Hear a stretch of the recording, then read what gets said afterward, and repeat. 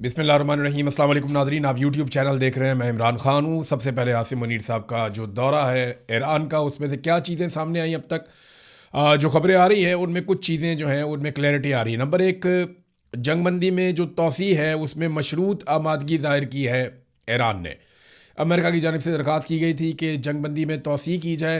पाकिस्तान के army chief पहुँचे Iran में।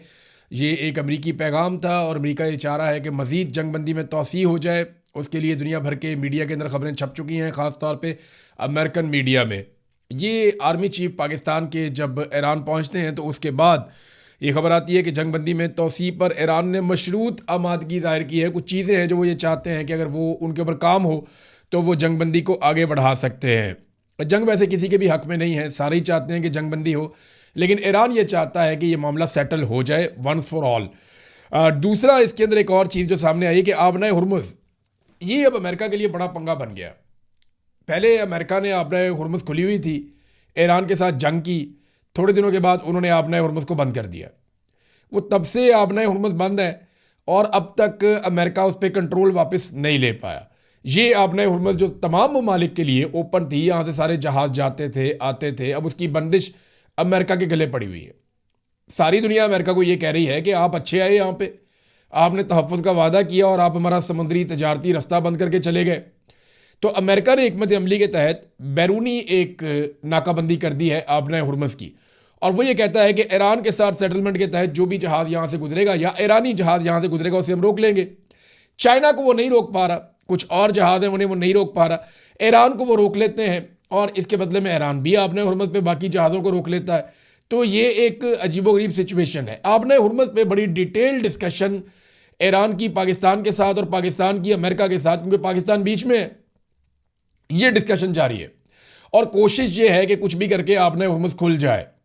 ईरान इसमें एक मैकेनिज्म चाहता है। अभी इसके अंदर डिस्कशन चल रही है, मजीद ऑप्शन सामने रखे गए हैं। ये ऑप्शन अमेरिका के पास जाएंगे, अमेरिकन ऑप्शन यहाँ पे आएंगे, तो ये इट विल टेक टाइम, लेकिन यह है कि जल्द दोनों पार्टियां आमने सामने बैठ सकती हैं। आबना हुर्मुज़ खोलने पर जो मजीद ऑप्शन है वो ईरान ने दिए हैं। और तीसरा, एक और जो इंपॉर्टेंट चीज़ हुई, ईरान जो मुआहदा चाहता है, उन्होंने बड़ा कैटेगोरिकली बड़ा क्लियरली ईरान ने कहा कि हम एक मुकम्मल मुआहदा चाहते हैं जिसमें तमाम मसाइल को एड्रेस किया जाए और हर चीज़ के ऊपर हम चाहते हैं कि लॉक करें सिचुएशन को कि इसके ऊपर ये करना है, इसके ऊपर ये करना है, पाबंदियों का क्या बनेगा, वो हर चीज़ को एक मरतबा सेटल करना चाहते हैं। ये ईरानियों की सोच है। अमेरिका जो है वो फौरी तौर पर दो चीज़ें चाह रहा है। एक, वो ये चाह रहा है कि आबना हुर्मुज़ का मामला सेटल हो जाए, कुछ वहाँ पे मामला हल हो जाए, वो खुल जाए रास्ता। दूसरा, वो फौरी तौर पे जंगबंदी चाह रहा है कि ये जंगबंदी कंटिन्यू रहे लंबे अरसे तक, दोबारा लड़ाई ना हो। तो दो चीज़ें आपको मैं क्लियरली बता रहा हूँ कि ये अमेरिका की दो मुतालबात हैं कि दो चीज़ें फ़ौरन होनी चाहिए। बाकी चीज़ें वो कहते हैं जी कमेटियों के सपोर्ट कर देंगे, उन पर डिस्कशन करते रहेंगे, फ्यूचर में हमारी बातचीत चलती रहेगी, कोई ना कोई हल निकल आएगा। वो इस किस्म की चीज़ों में डाल रहे हैं। ईरान ये बड़ी अच्छी तरह जानता है कि अगर एक मरतबा यहाँ पे ये मुज़ाकरात हमने ख़त्म कर दिए और हमने चंद चीज़ों पे आमादगी ज़ाहिर कर दी कि ये आबना हुर्मुज़ भी खुल गई है और जंगबंदी में भी तोसी हो गई है, तो होगा क्या? बाद में जो बाकी चीज़ें हैं ईरान पे पाबंदियों के हवाले से या ईरान के मुंजमद असासों के हवाले से या खित्ते के दीगर मामलात के हवाले से, अगर वो सारी चीज़ें कमेटियों के हवाले कर दी गई या ये कह दिया गया कि आइंदा के मुज़ाकरात में इन चीज़ों को डील किया जाएगा, तो फिर वो चीज़ें कभी भी डील नहीं होंगी। यानी यहाँ पे इंटरनेशनली ना एक बात बड़ी ज़बरदस्त सबक है सीखने वाला।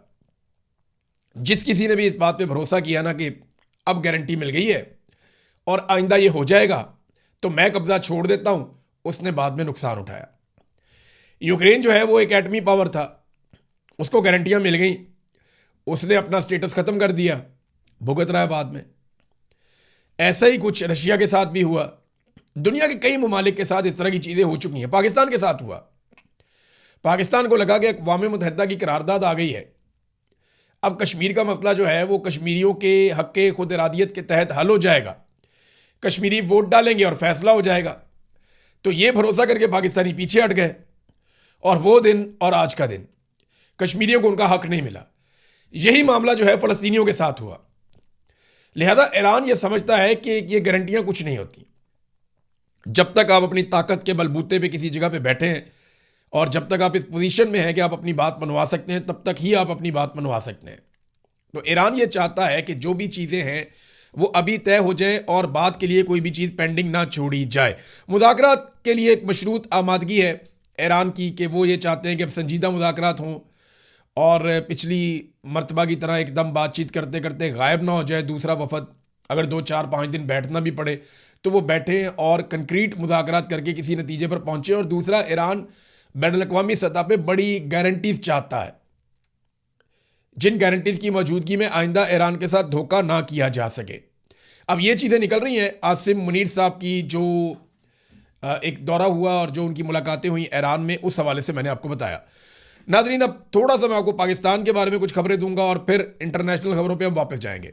अलीमा खानम पे ताबड़तोड़ हमले किए जा रहे हैं। लगातार अलीमा खानम पे हमले क्यों हो रहे हैं, इसको अगर आपने समझना है तो मैं सादी बात आपको एक बताता हूँ कि ये वो वाहिद एक छोटा सा ग्रुप रह गया इमरान खान की बहनों का और कुछ हमायती लोगों का जो लगातार आवाज़ उठा रहा है और कंप्रोमाइज़ नहीं कर रहा। बाकी पाकिस्तान तहरीक इंसाफ की हालत क्या है ये आप अच्छी तरह जानते हैं। इमरान खान साहब की बहनों को निशाना बनाने का जो मकसद है वो खान की हमायत में उठने वाली वाहिद ज़ोरदार आवाज़ को कुचलना और उसको दबाना है। पहले शेर अफजल मरवत साहब मैदान में आए थे, आपको याद होगा। फिर अली अमीन गंडापुर साहब आए, फिर बहुत सारे और पार्टी के लोग एक एक करके आना शुरू हो गए। फिर मिसाल यूसुफजई साहबा को आपने सुना, वो भी। फिर अब सलमान अकरम राजा साहब को आपने सुना, वो बहुत गुस्से में बोल रहे थे। और अब बैरिस्टर सैफ ने भी अलीमा खानम के ऊपर इल्ज़ामात लगाए हैं कि वो पार्टी के फैसले करती हैं और इमरान खान के हुक्म की खिलाफ वर्जी हो रही है। जनाब के इमरान खान ने कहा था कि फैसले नहीं करने इन्होंने, तो ये फैसले पार्टी के करती हैं और कोई इन्हें रोक नहीं पाता, ये बैरिस्टर सैफ ने दावा किया। देखिए मसला है क्या, इमरान खान की बहनें मुज़ाहमत का कह रही हैं जबकि पाकिस्तान तहरीक इंसाफ मफामत का कह रही है। ये है असल फड्डा। तहरीक इंसाफ को एस्टेब्लिशमेंट ने इस बात का यकीन दिला दिया है, या तहरीक इंसाफ को एस्टेब्लिशमेंट ने आगाह कर दिया है कि आप बिला वजह जोर लगा रहे हैं और इसके नतीजे में आपके ऊपर मजीद सख्तियां होंगी। अगर माजी में गोली चली है तो अब भी चल सकती है। जितने लोगों ने भी मज़ाहमत की सियासत की वो सारे MNAs नहीं रहे, वो सारे के सारे अपने घरों में बैठे हुए हैं। चाहे कोई भी है, आप देख लें ना, गौर कर लें, कोई जेलों में है, कोई घरों में है। जो मुज़ाहमत करेगा उसको एस्टेब्लिशमेंट ने कहा जी हम कुचल देंगे, अब आप अगले इलेक्शन का इंतजार करें। तो पाकिस्तान तहरीक इंसाफ के अक्सर लोग ज़हनी तौर पे ये बात तस्लीम कर चुके हैं कि उन्हें अगले इलेक्शन का इंतजार करना पड़ेगा और मिन्नत तरला किए बगैर, कोई डील किए बगैर इमरान खान को बाहर नहीं निकाला जा सकता। ये पाकिस्तान तहरीक इंसाफ के अक्सर लोग अपने दिमाग में बैठा चुके हैं। अब इमरान खान की बहनें जब कहती हैं कि मुज़ाहमत करो, निकलो, जैसा कि इमरान खान भी कहते हैं जेल के अंदर, अब जब वो मुज़ाहमत का कहते हैं तो इन लोगों को तकलीफ होती है, क्योंकि जब वो मुज़ाहमत का कहते हैं तो सोशल मीडिया पे इनके ऊपर तनकीद होती है कि जनाब आपको मुज़ाहमत का कहा जा रहा है, मुज़ाहमत करते क्यों नहीं है। लेकिन आप गौर करें, जहां से भी कोई कहेगा मुज़ाहमत करो, वहां पे तहरीक इंसाफ की लीडरशिप उसके खिलाफ हो जाएगी, सोशल मीडिया के खिलाफ हो जाते हैं। हालांकि यही सोशल मीडिया अपने घरों में बैठकर इलेक्शन जितवा रहा था तब बहुत अच्छा था। अब ये अपने घरों में बैठ के या बाहर मुल्कों में जहां जहां ये लोग मौजूद हैं, अगर वो वहां पे मुज़ाहमत का कह रहे हैं तो बहुत बुरे हैं। एक चीज और है, मुज़ाहमत के लिए लोगों को पाकिस्तान तहरीक इंसाफ उस तरह निकाल भी नहीं पाई। एक तहरीक चलाने का तरीक़ाकार होता है, लोगों को मोटिवेट किया जाता है, इकट्ठा किया जाता है, मोमेंटम बनाया जाता है, जैसे इमरान खान साहब बनाते थे। वो मोमेंटम भी कोई नहीं बन रहा। तो तहरीक इंसाफ के दिमाग में ये बात बैठ गई है कि डील ही होनी है जब भी होनी है। वो मुफाहमत के चक्कर में है, इमरान खान की बहनें जो है मुज़ाहमत के चक्कर में है, और अब उन पर इल्ज़ाम लग रहा है कि जनाब ये फैसले करती हैं पार्टी। मैं एक चीज़ आपको बताता हूँ, देखें इमरान खान की बहनों ने पार्टी का कौन सा फैसला किया, कोई एक बता दें। ये जो MNAs, MPAs, सेनेटर्स को टिकट मिले, ये इमरान खान की बहनों ने दिए? नहीं, कोई भी नहीं दिए। ये जो इंडोर एहतजाज हुआ इमरान खान साहब की आंख का मामला होने पर, क्या ये इमरान खान की बहनों ने कहा था कि आप इंडोर एहतजाज करें? वज़ीर आला खैबर पख्तूनख्वा जो है वो KPA उसके अंदर एहतजाज कर रहे थे, और MNAs और सेनेटर वगैरह जो है वो पार्लियामेंट के अंदर एहतजाज कर रहे थे। तो इंडोर एहतजाज इमरान खान की बहनों ने तो नहीं कहा था। फिर रिहाई तहरीक का जो फैसला एक हुआ, जो पार्टी ने किया, वो इमरान खान की बहनों ने तो नहीं किया। फिर काबीना क्या होगी इसका फैसला भी पार्टी ने किया, इमरान खान की बहनों ने नहीं किया। जलसा करना है ये फैसला पार्टी का था, इमरान खान की बहनों का नहीं था। जलसा मनसूख करना है ये फैसला भी पार्टी का था, इमरान खान की बहनों का नहीं था। लाहौर, कराची और कोयटा में जाना है सुहेल अफरीदी ने, वहां पे जाके जो है वो रैलियां निकालनी है, ये फैसला पार्टी का था, इमरान खान की बहनों का तो फैसला नहीं था। तो सिर्फ इमरान खान साहब के मामलात में वो बोलती हैं, पार्टी के मामलात में नहीं बोलती।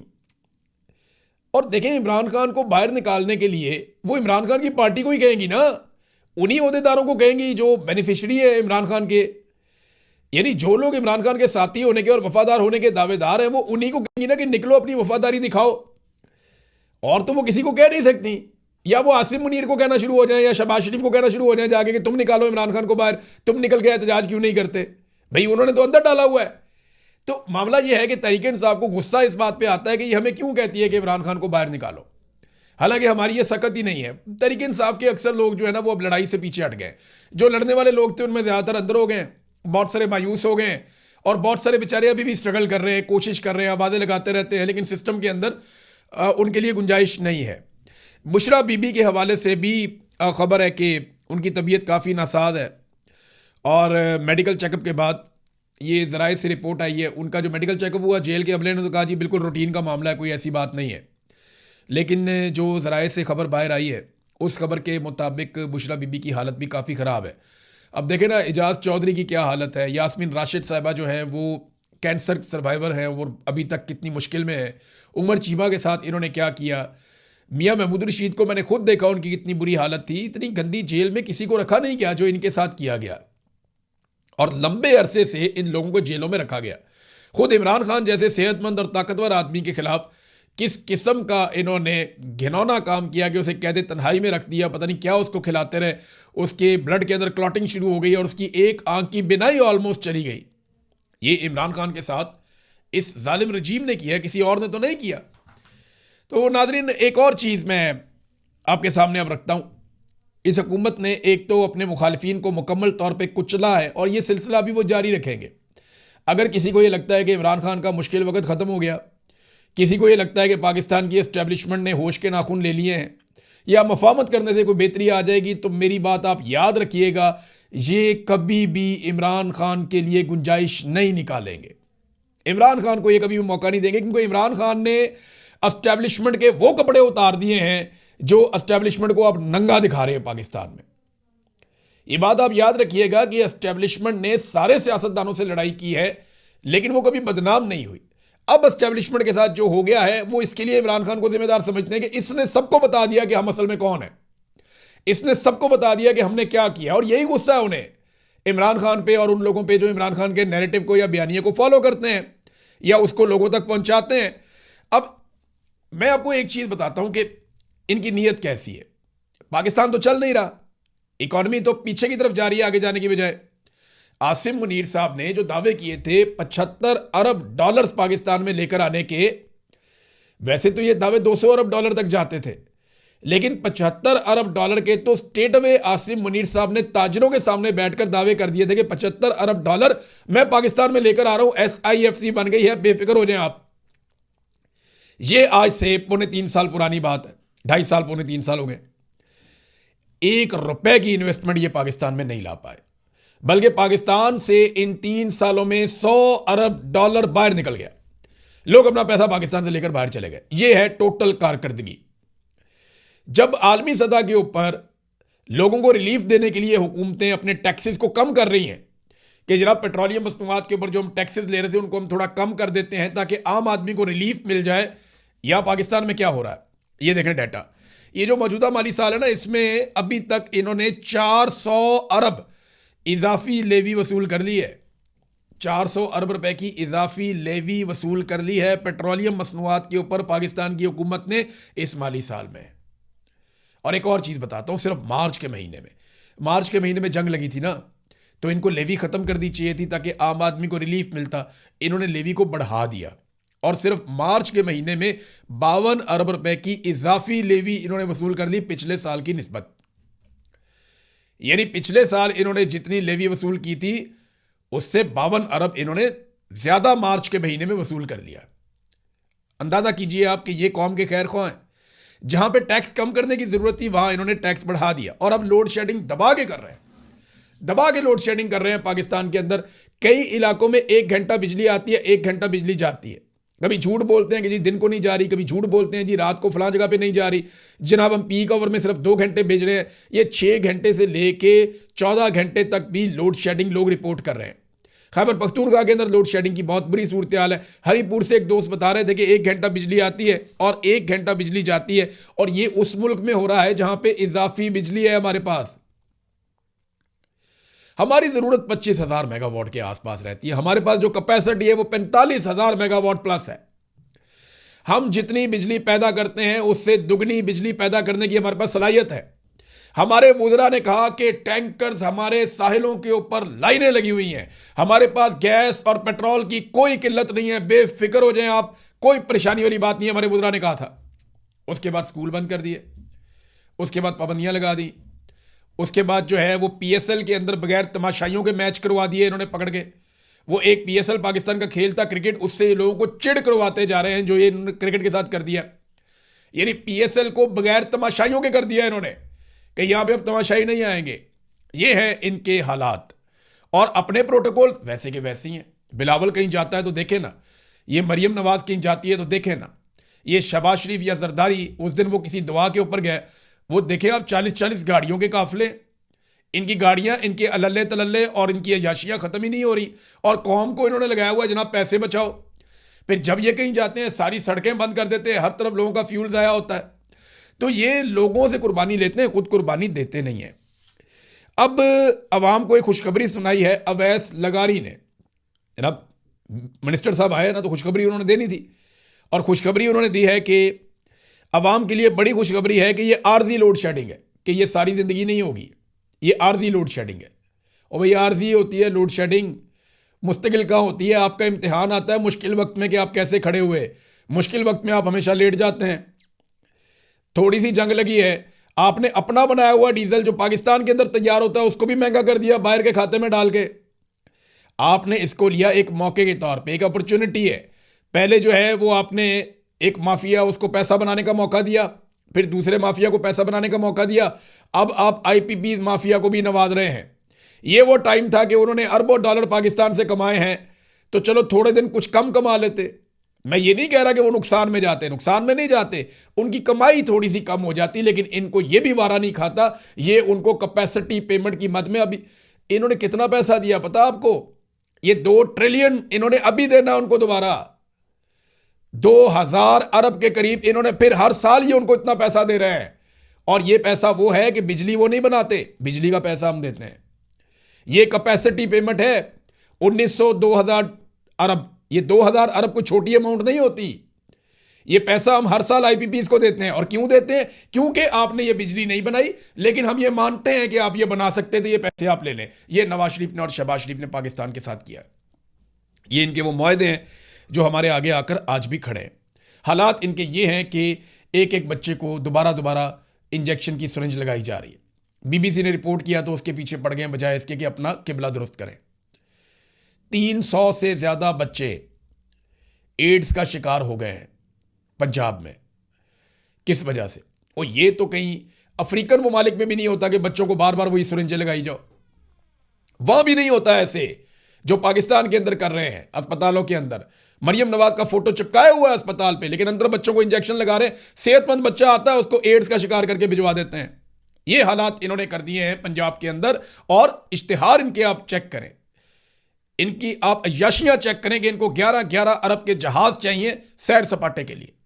अब आ जाए नाज़रीन वापस थोड़ा सा इंटरनेशनल न्यूज़ के ऊपर। तो अमरीकी वज़ीर दिफा पीट हेग्सेथ ने कहा है कि अमरीका जो है वो अपना मुहासरा और ब्लॉकेज वो जारी रखेगा, चाहे जितना मर्जी वक्त इसके लिए दरकार हो। और ईरान को धमकी लगाई जा रही है कि फौरी तौर पे एक डील के ऊपर आमादा हो जाए, वरना बहुत बड़ा उसके इंफ्रास्ट्रक्चर को नुकसान पहुंचेगा। ये पहले भी कह चुके हैं कि हम बमों के साथ मुज़ाकरात करते हैं, यानी हम मारते हैं और दूसरे को कहते हैं मुज़ाकरात के लिए आमादा हो जाओ। ईरान ने खबरदार किया है कि हम अमरीकी बहरी जहाज़ों को यहाँ पुलिसिंग करने पर, वो पुलिस बन गए ना यहाँ पे आके कि हमने यहाँ पे रोक लिया, ये जाएगा ये नहीं जाएगा, हम यहाँ से किसी को नहीं गुजरने देंगे, आपने हुर्मुज़ को आपने अंदर से अपने बाहर से बंद कर दिया है, तो वो यहाँ पे पुलिसिंग कर रहा है। इस पे ईरान ने खबरदार किया है कि अमरीकी जहाज़ों को हम यहाँ पे डुबो देंगे। क्या ईरान ऐसा कर सकता है? ये एक ऐसा सवाल है जिसका जवाब अभी हमारे पास नहीं है। लेकिन ईरान ने अमरीकी जहाज़ों के ऊपर अटैक किया माजी में, कुछ नुकसान रिपोर्ट भी हुआ है। अमरीकी अड्डे तो बहुत बुरी तरह तबाह किए हैं ईरान ने, ये भी हमने देखा। अमेरिका के तैयारों को ऐसा लगता है कि नाप के उन्होंने मारा है और ऐसे एक्यूरेट फायर किए उनके मिसाइलों ने, वो भी हमने देखा। अमेरिका का अवाक्स बहुत बड़ा तैयारा है, बहुत कीमती तैयारा था, वो बीच में से दो कर दिया था ईरान ने। तो क्या बहरी जहाज़ों को ईरान निशाना बना सकता है? ये जंग का एक नेक्स्ट लेवल हो सकता है। ईरान ने खबरदार किया है, तो इससे पहले उन्होंने जिन चीज़ों पे खबरदार किया उन्होंने वो करके दिखाई, और अब वो एक और खबरदार कर रहे हैं, तो मामला संगीन है। अमेरिका को जल्द ही किसी ना किसी नतीजे पर पहुंचना पड़ेगा और ईरान के साथ एक डील करनी पड़ेगी। वो मैंने पहले आपको बताया कि आसिम मुनीर साहब को जब ईरान वो गए हैं तो जिन चीज़ों पे बातचीत हुई, कुछ चीज़ें मैंने आपके सामने रखी कि ईरान ने कुछ चीज़ों को मशरूत किया है। अब आ जाए नाजरीन, अमेरिका इसराइल को मजीद असला फरोख्त करने जा रहा है। अमेरिकी सेनेट ने रोकने की कोशिश की लेकिन वो कामयाब नहीं हुए। ट्रंप के पास अक्सरियत है तो वो अब इसराइल को असला फरोख्त करेगा। अब मामला ये है कि बोर्ड ऑफ पीस में हम बैठे हुए हैं, इसराइल को असला मजीद मिल रहा है, वो असला कहाँ इस्तेमाल करेगा इसराइल? एक तरफ अमेरिका कहता है कि ईरान के पास असला नहीं होना चाहिए, लबनान के पास असला नहीं होना चाहिए, गजा के मुसलमानों के पास असला नहीं होना चाहिए, इराक के पास असला नहीं होना चाहिए, शामियों के पास असला नहीं होना चाहिए, और सेम टाइम में वो इसराइल को असला भेजता भी है। अरब ममालिक के पास जो असला है वो अमेरिका का है, क्योंकि वहाँ सारा सिस्टम लगा हुआ ही अमेरिका का है। तो ये समझ नहीं आ रही मुझे कि खाली इसराइल को इतना असला देकर इस खित्ते में कौन सा अमन कायम किया जा सकता है, और पाकिस्तान बोर्ड ऑफ पीस में बैठकर इस पे बात क्यों नहीं करता? ना सिर्फ पाकिस्तान बल्कि बाकी मुल्कों को भी इस पे बात करनी चाहिए। अब तक के लिए इतना ही। अपना ख्याल रखिएगा, अपने इस चैनल का भी। अल्लाह हाफ़िज़।